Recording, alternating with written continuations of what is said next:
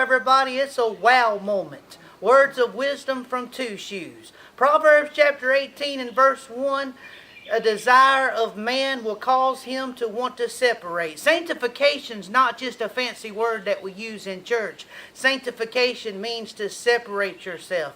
An individual has to desire to separate themselves from the things of the world. We must not be like Lot.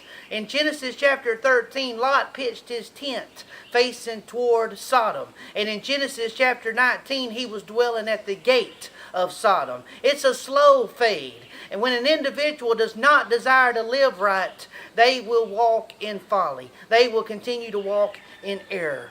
I want to be an individual that makes a choice by desire to separate myself from this world, to come out from amongst the world and be separate and do not touch the unclean things of the world. We've got to be careful what we meddle in, as it says in Proverbs chapter 18 and verse 1. When a man desires to separate himself from the things of the world, he will intermeddleth with wisdom. I want to intermeddleth with the things that are of God. You can put a frog in water and put it on a stove and very slowly raise the temperature.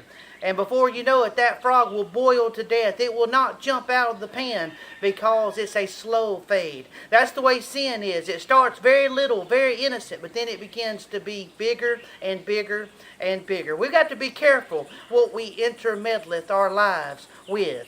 We've got an adversary, Satan himself. He is putting spider webs out. Every single day we face tests, we face trials, we face tribulations, we face temptations. But I want that desire to live right that will cause me to have that ointment on my life that will cause me not to get entangled by the spider webs.